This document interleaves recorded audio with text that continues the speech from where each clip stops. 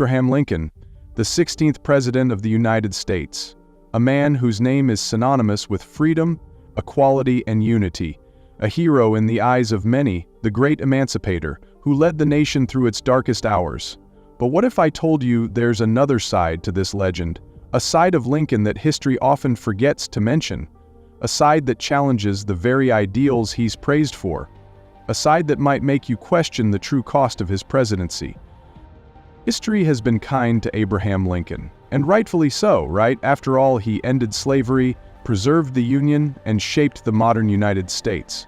But like any figure who stands tall in the pages of history, there's always another side to the story, a side that's more complicated, more controversial, and far less flattering. What if I told you that Lincoln, the man who is revered for his commitment to freedom, wasn't always the great emancipator we think of today? What if I told you that some of his decisions, some of his actions, leave a stain on his legacy, one that we rarely discuss? Abraham Lincoln, a leader who preached equality and freedom, was also a man who, at times, seemed willing to sacrifice those very principles to achieve his goals. Let's take a closer look at the parts of his story that are often glossed over, ignored, or forgotten. Let's start with Lincoln's early views on slavery. Before he became president, Lincoln wasn't an ardent abolitionist as many would later portray him. In fact, his position on slavery was more nuanced than many would like to admit. Lincoln believed that slavery was morally wrong, yes. But did he believe that all black people were equal to white people? The answer may surprise you. Lincoln's public statements before the Civil War were often filled with the language of white supremacy. And while he firmly opposed the expansion of slavery into new territories, he didn't initially seek to abolish it outright in the southern states.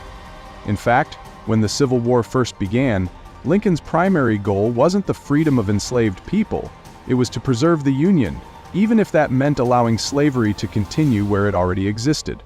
In his first inaugural address, Lincoln stated, "I have no purpose, directly or indirectly, to interfere with the institution of slavery in the states where it exists."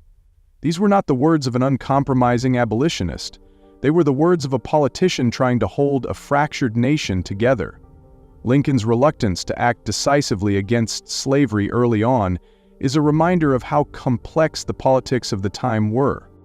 Now let's look at the Emancipation Proclamation. Yes, it's celebrated as a turning point in American history, but the truth is, it was less an act of moral righteousness and more a calculated war measure. Lincoln didn't free all enslaved people. The proclamation only applied to the southern states in rebellion against the Union, and even then, it had little immediate impact.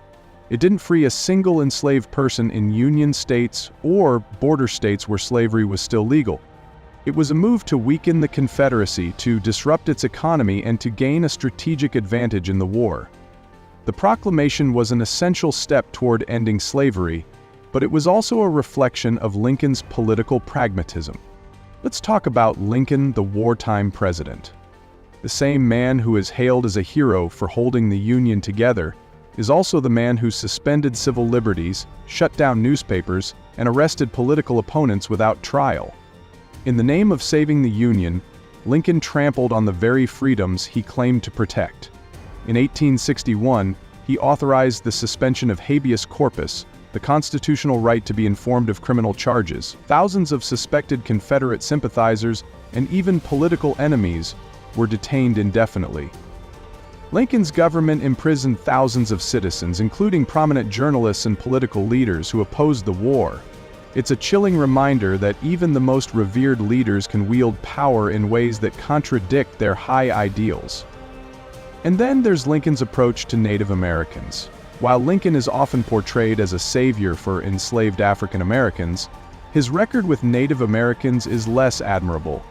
During his presidency, he oversaw a period of brutal repression against Native tribes, especially during the Dakota War of 1862. In the aftermath of the conflict, Lincoln signed off on the largest mass execution in U.S. history. 39 Dakota men were hanged for their role in the rebellion, a stark contrast to Lincoln's image as a man of mercy. Though some accounts suggest Lincoln personally reviewed the death sentences to ensure that they were just, His decision to approve such a mass execution speaks to a darker side of his presidency. His government was responsible for the forced relocation of thousands of Native Americans, pushing them off their ancestral lands to make way for settlers, without regard for the devastating impact on their cultures and way of life. It's a story of contradictions, of progress and failure, of sacrifice and pragmatism. And that, perhaps, is the most important lesson we can learn from his life. History is not just about celebrating the best of us.